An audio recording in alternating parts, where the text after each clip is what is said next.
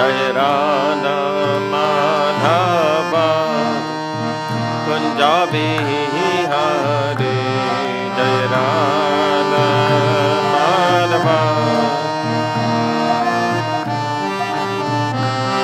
Jai Radha Madhava Punjabi Hare Jai Radha Madhava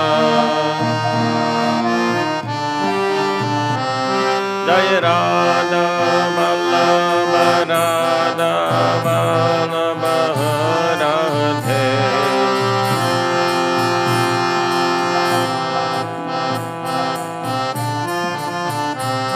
Jai Prabhupada Jai Prabhupada Jaya Prabhupada Jai Prabhupada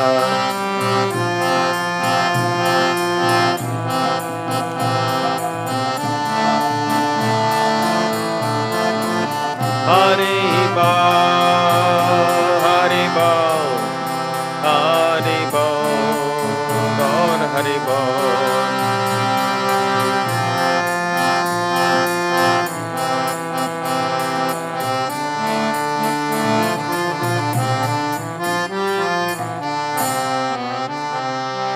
Nitai Gaur Premanande, Shri Harinam Sankirtan Yagi ki jai, Jai Angrez Bhakti Vedanta Swami Srila Prabhupada ki jai.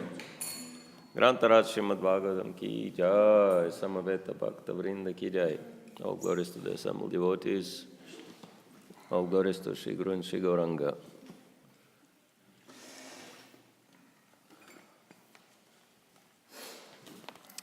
Om Agyanti Mirandasya Ginanjana Shalakaya Chaksharan Militam Yana Tasmai Shri Gurave Namaha Shri Chaitanya Mano Vishtam Stapitam Yana Bhutare Swayam Rupa Kadam Mayam Dadati Swavadantikam Vanchaka Putarubhyascha Kripa Sindhu Bevacha Pasitanam Pavanepyo Vaishnavepyo Namo Namaha Nama Om Vishnavaraya Krishna Prishthaya Bhutare Shrimati Bhakti Vedanta Swami Nityanamine Namaste Saraswati Devi Gauravani Pracharine Nirvishesha Sunnavadi Paschatya Dashatarine Shri Krishna Chaitanya Prabhu Nityananda Shri Advaita Gadadhara Shivasadi Gaur Bhakta Vrinda Hare Krishna altogether. Hare Krishna, Krishna, Krishna, Hare Hare, Hare Rama, Rama Rama, Hare Hare, Vataya Mahatpirema, Puro Vivurunyama Kshati Adamusha Purusha, Vongte Ganan Sadasa Sadasatmakalan Krishistamagavan Vacham Sime. Om Nama Bhagavate Vasudevaya. Om Namo Bhagavate Vasudevaya. Om Namo Bhagavate Vasudevaya. So we continue reading the fourth canto, second chapter of Srimad Bhagavatam. Daksha curses Lord Shiva, text 25. Gira Sutaya Pushpinya Gira Sutaya Pushpinya Madhu Gandhena Burina Madhu Gandhena Burina Matna Chantat Titatmana Matta Chantat Minatmana Samuhyantu Haradvisha Samuhyantu Haradvisha Gira Shrutaya Pushpinya Madhugandhena Burina Matta Chantati Tatmana Matha Chanmati Tatmana Samuyantu haradvisha. Samuyantu haradvisha.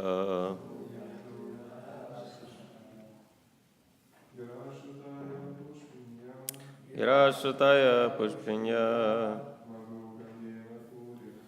Madhugandheda burina. Atma chadatmidatmana. Samuyantu haradvisha. Girashutaya pushpinya.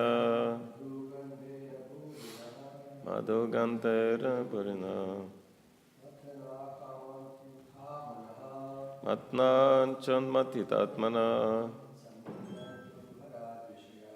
Samuyantu ha.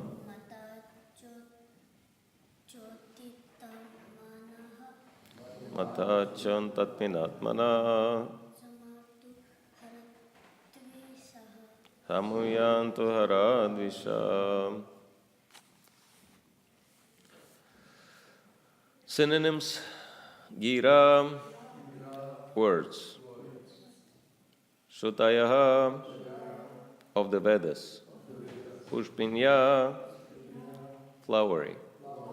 Madhugandhena, with the scent of honey. Burina, profuse. Matna, enchanting. Cha, and.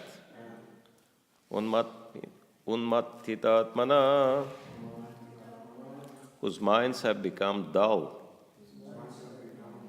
Samuyantu, let them remain attached.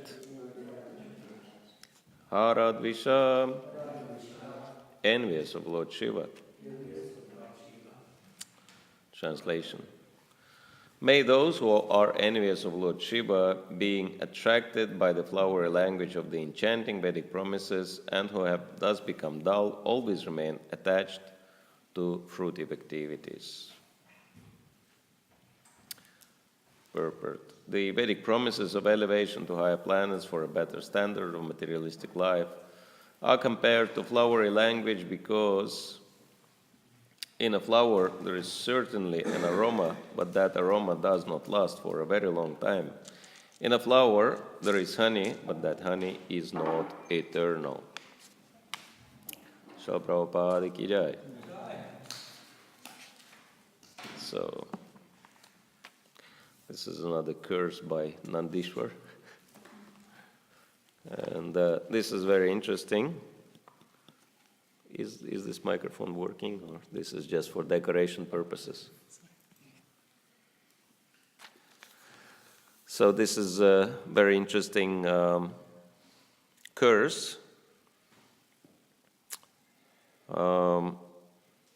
He says that those who are envious of Lord Shiva, they should become attached to the flowery language of the Vedas and remain absorbed in fruitive activities. And there are a few considerations here. One is the purpose of the Vedas. And of course, purpose of the Vedas is to understand the Supreme Lord and develop relationship with Him, serving Him with love, and ultimately go back to the spiritual world where life is eternal, full of knowledge and bliss. But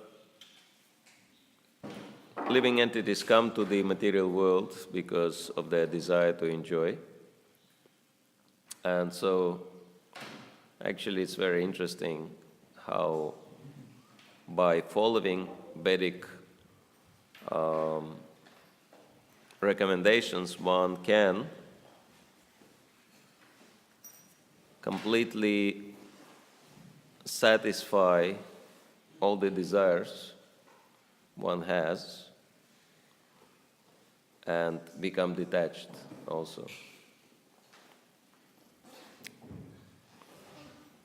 is there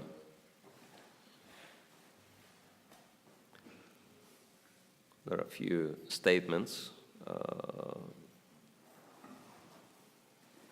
The conclusion of the whole Bhagavad Gita, the last verse of Bhagavad Gita, says, Yatra Yogeshwara Krishna, Yatra Partho Dhanurdhara, Tatra Shir Vijaya Bhutir Dhruvanitir Matir Mama, that wherever there is Krishna, the master of all mystics, and wherever there is Arjuna, the supreme archer, there will certainly be Shri, opulence, Avijaya, victory, Bhuti, extraordinary power, and Niti, which is morality or purity.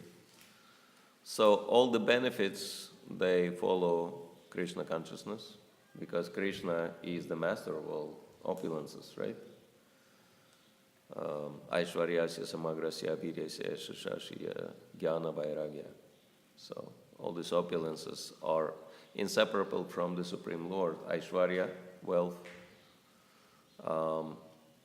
virya, power, yasha, fame, shriya, beauty, jnana, knowledge, and renunciation, vairagya.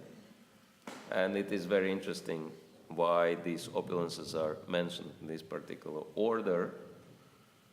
And the most impressive of all the opulences of the Supreme Lord is his renunciation, that he has everything, but he is not attached to anything. And he can give everything up very easily. This is what he demonstrated as Lord Sri Chaitanya Mahaprabhu. Krishna doesn't require to renounce anything, but he renounced just to show how renounced he is, right? Even to such an extreme extent. And he is Atmarama, self-satisfied. And he doesn't require anything external for his pleasure. In any condition he can enjoy. It's very interesting how he's described by Arjuna on the battlefield. No, that's actually Bhishmadev in the 9th chapter of the first canto of Srimad Bhagavatam. Bhishmadev says, I always meditate on this image of Lord Sri Krishna, who was driving Arjuna's chariot, and you can imagine battlefield and so much dust raised by the hooves of the horses and feet of the elephants, and so Lord Krishna's beautiful black curly hair was fully covered by the dust, and his body and his face were covered with the drops of perspiration because he exerted himself so much. I mean, you can just imagine driving the battle chariot. That's quite an effort. And so Krishna was covered with the drops of perspiration and with the drops of blood also, because Bhishmadev was shooting at Arjuna, aiming his arrows at Arjuna, but Krishna was sitting there naturally, and Krishna was, pierced by the arrows and was covered with blood. And so, in this way, but the most amazing thing was that Krishna, covered with dust, sweat and blood, only tears are missing there, right? He was still smiling happily. Why? Because he could offer such a intimate service to his dear devotee Arjuna, right? So this is the most amazing thing. Can anyone be happy in these kind of circumstances? Just imagine you're pierced by the arrows, you're fatigued, and you're in the danger of war, and you're enjoying life, right? So only Krishna can do that, right? So Krishna is Atmaram, he is happy in any circumstance. And so he is completely renounced. What is this? Can we turn this thing off? It's just a distraction. And so,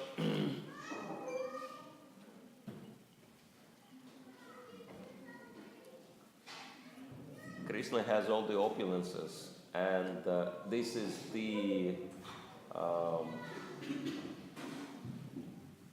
greatest advantage of Krishna consciousness, that by serving Krishna, you get blessing by Krishna's opulences, right?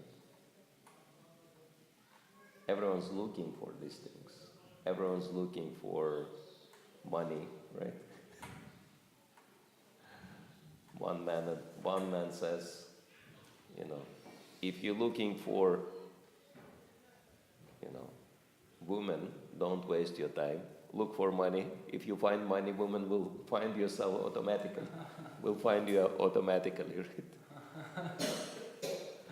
So everyone's looking for money. Everyone's looking for power. Everyone's looking for fame, etc. All these things, right? Knowledge. So many people doing Google search, right? Trying to gain some knowledge. So everyone's looking for these things. But because they're trying to be happy, ultimately, right? That's the purpose. And why the topmost opulence of Krishna is renunciation. Because you can only be renounced if you're completely happy in life, right? And so if you have everything and you are not happy with it, and you're not renounced, you're still holding on to it, what's the use? What's the use of having everything and being miserable, right? And so this is the curse. This is why it is the curse, right? That you be attached. You become attached to your flowery, attached to your fruitive activities. You remain attached to the fruitive activities, right? Because my spiritual master gives an example. Someone grabs a live wire, right? And they become attached to it. They suffer so badly and they cannot let the live wire go, right? So this is what's happening in the material world, right? That all these, especially nowadays, all these types of sense gratification, they just bring misery. But people continue with that, right? Like drinks and drugs and all other stuff, especially gambling, my God. Actually, gambling is defined as the worst kind of addiction, much worse than any drug. Because people just cannot give it up. People actually go crazy gambling, right? Because it is targeting the worst human quality, which is greed, right? And Narad Muni in the 7th canto of Srimad Bhagavatam, he says, of course referring to that Bhagavad Gita statement, 3 gateways leading to hell, right? Lust, anger, and greed. And he says, comparatively speaking, of all the 3, the worst one is greed. Why? Because if you are lusty, and if you satisfied your lust, at least temporarily, you become peaceful, right? If you're angry, you shouted, you punished your enemy, at least for the time being, you become peaceful, right? But if you are greedy, your greed just keeps increasing and you never become peaceful. Not even for 1 second in your life, right? Greed is such a terrible anartha to have, right? And so attachment means one becomes affected by greed. And so this is actually a terrible curse. You remain attached, means you remain miserable in material existence. You try and you never succeed. It's like in the Greek, whatever they call it, mythology, there was one guy who was cursed to push the boulder up the mountain. What was his name? Atlas. Huh? Atlas. No, I think his name was different. Anyway, one guy was cursed to push the boulder up the mountain, and he would become liberated after he would accomplish the task, right? That was actually hellish punishment. After he gets the boulder on the top of the mountain, then he's free. And every time, and it's like he almost did it, right? It's almost on the top, but then he runs out of his strength and the boulder goes down and crashes him, but somehow he survives and he has to keep going. This is like a hellish punishment, right? You try and you achieve something, but you never complete your effort, right? Your efforts are never completed. And so this is what it means to be attached, to be conditioned, because attachment means conditioning, right? You remain conditioned in the material world.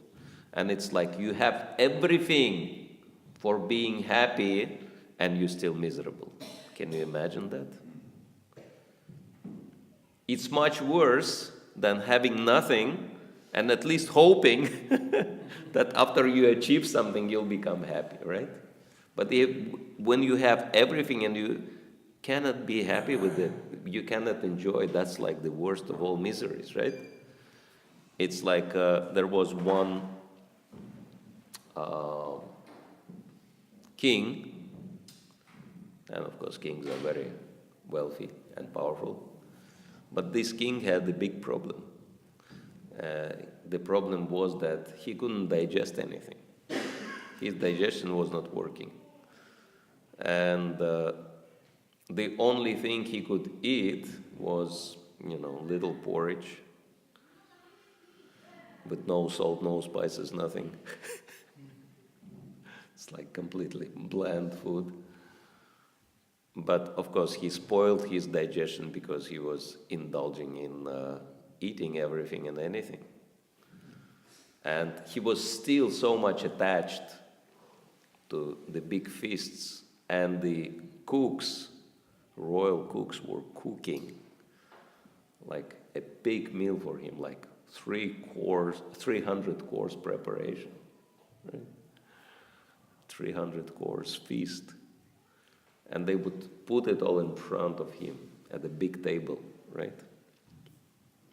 But he couldn't eat it. He could just look at it and try to enjoy by looking at it. And then as the last preparation, on the golden plate decorated with diamonds and rubies and sapphires, they were bringing this little porridge for him. And this is what he could eat, and look at all these preparations. And then, while taking his meal, he saw one poor man passing by, and that poor man had a piece of bread with cheese. And he was eating that piece of bread with cheese with such a huge appetite and really enjoying his meal. And the king looked at him and he said, I would actually give half of my kingdom to have the type of digestion this poor man has. So this is like real misery, right? have everything and not have a chance to enjoy anything. And so this is what it means, right? This is like, okay, you're so happy with that, right? That's real heavy curse. But this is, well, this is the result of Vaishnava Parat, right? That you can get everything in the material world, but you lose Krishna consciousness, right? And so, because Krishna consciousness is the only state of consciousness which allows us to be happy. And the more Krishna consciousness we have, the more happy we are, right? And that's why devotees, they get everything in the material world, but they're not attached. It's like they're like Krishna. In a sense, they become similar to Krishna because Krishna has everything, but he is not attached, right? And whatever Krishna has, he is using for the benefit of everybody, right? And so devotees, in a similar way, they have everything, but they're not attached. They're using everything in Krishna's service means they use everything for the benefit of all living entities. It's like when Krishna and Balaram and the cowherd boys entered Mathura, and of course they came across a couple of bad people, like the guy who was dyeing Kamsa's clothing, washerman, yeah, and they wanted some garments, and he refused. He said, "These are royal garments, and who are you?" And Krishna showed him who he is. He chopped his head off just with his, hand. Talking about the karate mastery. Krishna is the top in that art also. Right? Can you imagine? Chop someone's head off just with bare hand. That's pretty powerful. Anyway, I guess if he wants, his hand can become as sharp as Sudarshan Chakra. But then he came across florist Sudama, right? And he wanted some flower garlands and nice scents. And Sudama, because he was a devotee, he was really happy to serve the Lord, and so he gave Krishna and Balaram and all their friends everything they wanted. And then Krishna gave Sudama a blessing, which is very interesting. He said, "Live your life enjoying every single material achievement one can imagine, but be so detached from it, and at the end of life go to the spiritual world." So that's the position of a devotee, right? And we can see that in the life of Srila Prabhupada, that the predictions which were made at his birth time, at the time of his birth, that he will become one of the wealthiest people in India and actually in the whole world, came true. Interestingly enough, when he fully dedicated himself to the fulfillment of the instructions of his spiritual master. And he admitted, he said, "The results exceeded my greatest expectations. I never expected. I wanted to achieve success, but I could never think that the success will be so grand." And he was even joking. He was saying, "What's the difference between me and 6 Goswamis?" Right? Because 6 Goswamis were writing books. I'm also writing books. 6 Goswamis were establishing big temples and deity worship. I'm doing the same thing. Six Goswamis were preaching, I'm also preaching, etc., etc. So what's the difference? And one young enthusiastic disciple, he said, Srila Prabhupada, no difference. You are like seventh Goswami. And Prabhupada said, no, that there is one difference. One very serious difference between me and six Goswamis, that they were staying under new tree every night, and I'm staying in a new palace every night. Yeah, because Prabhupada's quarters like here, and in so many other places. You go to London, you go to Los Angeles and many other places. Palatial, right? The best quarters are given to Srila Prabhupada, or given to Srila Prabhupada with all the facilities. But the most amazing thing that Srila Prabhupada's lifestyle never changed, right? That he had everything, but he didn't care about enjoying all this facility and so much money, right? From the beginning, ISKCON and everything connected to ISKCON belonged to Srila Prabhupada. So, in materialistic estimation, he became a multi-billionaire, right? So much so that CNN listed him as one of the 10 top achievers in the 20th century, right? Who started their business or career after 50. And so Srila Prabhupada was actually the oldest on the list because he started after 70. And so what he achieved is unbelievable. And so he left this world. It's quite remarkable, especially towards the end, that the flow was amazing, financial flow, millions of dollars every month. And Tamal Krishna Maharaj came with a report. He said, Srila Prabhupada, you know how much we are getting from book sales and donations and this and that, prasadam restaurants, millions every month. Send it to some backward country, let them spend it, right? But don't keep. Sannyasi, right? Fully detached. Whatever comes, use it for Krishna, right? Don't keep it. And so, this is the blessing of Krishna, that one has everything, but never keeps anything for oneself, and rather using everything for Krishna, Guru and Vaishnavas. And so this is the blessing. And if one gets the opposite, that's the worst thing, right? Become attached, become dissatisfied, become the victim of your own greed. And so this is what Nandishwar says here, and that's a big lesson for us, that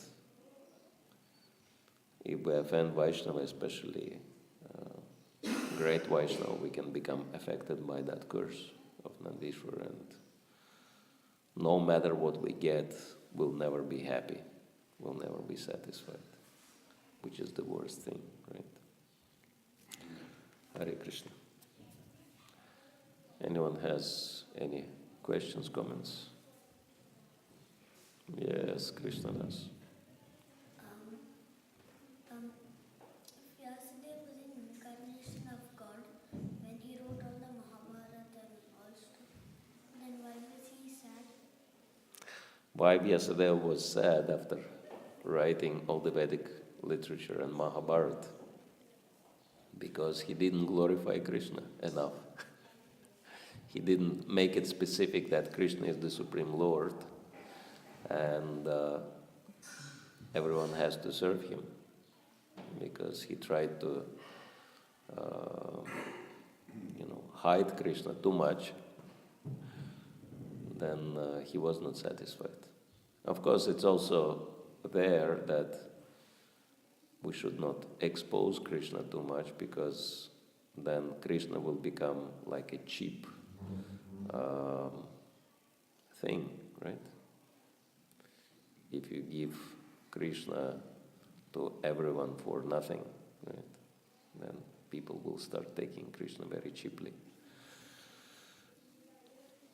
It's like sometimes you see, some T-shirts with Krishna, or this with Krishna, that with Krishna, and people go to the toilet with Krishna, and I don't know what they do with Krishna. So it's very kind of, familiarity breeds contempt. It's very wrong attitude. So that's why Krishna is somewhat hidden in the Vedas, but still Vyasadeva overdid that, and he hid Krishna so much that no one could understand that the purpose of all the Vedas, Vedasya Sarvar Aham Eva Vedya, right, as Krishna says in Bhagavad Gita. The purpose of all the Vedas is to know me and to serve me, right? So he haven't elaborated on that, and that's why he was feeling despondent. But after he wrote Bhagavatam, he became happy again. All right? Yes, brother. Is there, can you explain about artificial renunciation? Is there artificial renunciation? What is artificial renunciation? Prapancha kataya buddhya hari sambandha vastuna mumukshuphi parityago vairagya phalgu kataya. This is Rupa Goswami's definition of false renunciation, phalgu vairagya. So it says that when someone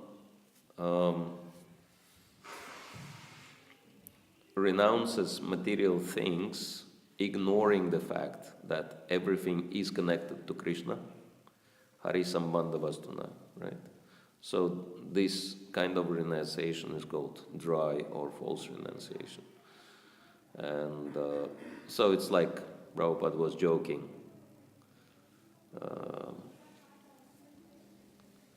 And I can understand his joke because he had an account in America, in the Bank of America, right? One of very popular banks in America is called Bank of America. And so Prabhupada had his account there. And he was giving an example of false renunciation. He said, for example, I come into the branch of Bank of America, and I stand there and I declare very loudly, I renounce all the money which Bank of America holds, right? What people will think, right? Well, this money never belonged to you. In the first place, what are you renouncing, right? So this renunciation, probably if someone would make such a declaration, he would be arrested, what? What was your purpose? Were you trying to rob us or something? And then changed your mind? Right, so actually it shows an attachment, right? Hatred is another sign of attachment, right?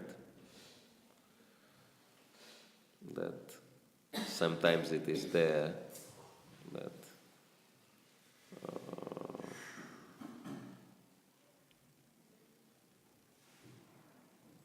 like especially school children, if boys if a boy likes some girl, then he's giving that girl a hard time, which shows that he's really attached to the girl, right?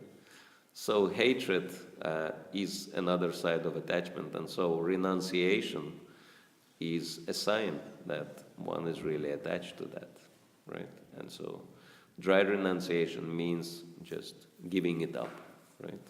And being proud of that renunciation. But real renunciation, yukta vairagya, is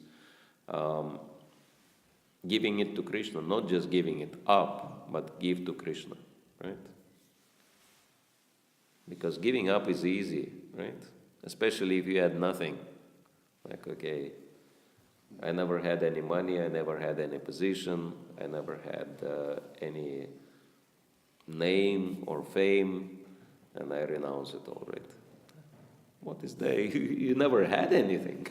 What did you give up, right? But if someone had position and everything else and then gave that up, well, that's pretty impressive, right? And the topmost renunciation is what is explained in Prabhupada's book, starting from Bhagavad Gita, that Arjuna was trying to renounce falsely, right? He said, oh no, I don't need this battle because, I'll lose my relatives and I will have no one to enjoy with after I become victorious, so I don't want to fight, right? Let them enjoy. And I'll become known as a noble man who, renounced everything in favor of those who were interested. And Krishna said, no, you will not. They'll just criticize you and scorn you. But real renunciation, as Bhagavad Gita explains, especially 5th chapter of Bhagavad Gita, right? It's very interestingly named Sannyasa Karma Yoga. Activities in the spirit of renunciation, right? Dedicated to Krishna is you fight and you gain victory, right? Tasmat pamutishti ashola basva jitva shatrung bhungshvarajyam samritam mayavahate nihita purvameva nimitta matra bhava saga sachin. Krishna says, therefore, Arjuna, prepare yourself to fight and gain fame, become famous as a great fighter, conquer your enemies, Jita Shatrun, and then Mukshva Rajyam Samridam, enjoy a flourishing kingdom. Right? So it's like 3 things which are considered to be the worst obstacles on the path of spiritual advancement are wealth, power, and fame. And then what Krishna says to Arjuna, you should get all this, right? Why? Because Arjuna never wanted this for himself. He was already renounced from the beginning, right? But because he was not interested in these things, he didn't want to make an effort. But Krishna says, okay, you're not interested in this, I am interested, right? Get it for me. I want it, right? And then Arjuna said, okay, fine. If you want it, I'll get it for you, right? I'm not interested, but I'll do it for you. That's real renunciation. You don't want, and you don't do, that's dry renunciation. But you don't want, and you do it for Krishna, that's real renunciation. So that's why devotees have to be successful in life for Krishna, right? If you achieve success for yourself, then you get entangled and you become miserable. But if you achieve success in the same way as Srila Prabhupada achieved so much success and gave it all to Krishna, that's real devotional service. That's real renunciation. All right, thank you. So, if anyone has any more questions or comments, we can answer. Otherwise, it's almost time. Yes, Prabhu. Is Satyaloka a place where sannyasis go to and renounced people go to live their material desires out before they go back home? Can you say it again, please? Is Satyaloka, is that a place where the sannyasis and advanced devotees go to live their material desires out before going back home? Satyaloka can be a destination But if someone, it's one of the highest planets, it's like one of the heavenly planets, you can say, even though it's a little bit more advanced than just heaven. Planet of sages, you can say, topmost material planet. But if someone is Krishna conscious, then one can go to the spiritual world. So if someone is just a perfect in his sannyas, from material standpoint, one can go to Satyaloka. But if it is Vaishnava sannyasi focused on Krishna, he goes to Krishna. Yes, bro. Yeah. Like, what can we do when we start practicing our devotional lives? There are like so many anarthas in our heart. What can we do to not be disturbed by them? Okay, how not to be disturbed by the anarthas? Bhagavad Gita says,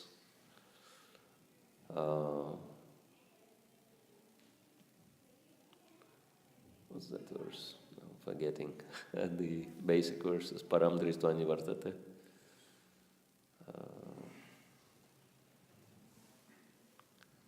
Rasavarjam rasapyasya param dristva nivartate. Vishaya vinivartanta niraharasya dehina. Rasavarjam rasapyasya param dristva nivartate. One may abstain from indulging his senses in sense objects, but the desire remains, right? But once one develops higher taste, then the desire to enjoy materially also ceases. And so this is how we develop detachment in Krishna consciousness, by developing attachment to Krishna, Guru, Vaishnavas, and devotional service. And so, if you do not develop your attachment to the process of devotional service, then it becomes very difficult, because then the only thing you would have to think of, how do you avoid sense gratification and material desires, right? But once you focus on your spiritual desires and satisfying Guru, Krishna and Vaishnavas by your service, then you're not worried about material desires anymore. It's like, I remember my father, before he became a devotee, he was quite addicted to smoking, right? He couldn't spend maybe half an hour without a cigarette, right? He had to smoke regularly. Not like chain smoker, but almost like chain smoker. But then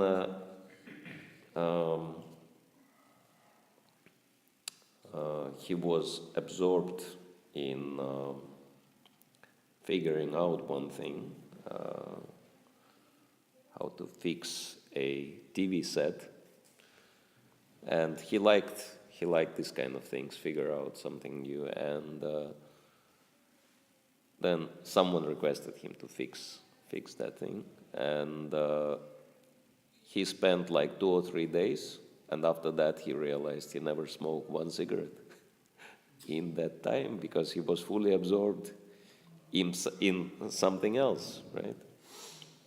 So it's called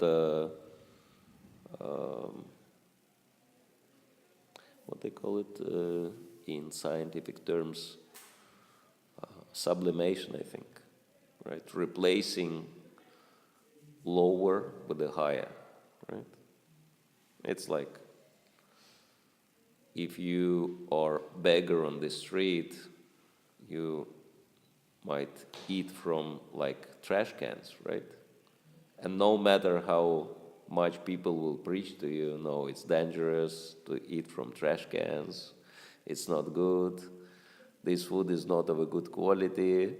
But if you have no alternative, what you will do, right? You'll continue. So, okay? So find your source of inspiration and you'll be happy in Krishna consciousness. All right, so we'll finish here. Thank you very much. Grantaraj Srimad Bhagavatam ki jai, Srila Prabhupada ki jai, Nitai Gaur Premanande.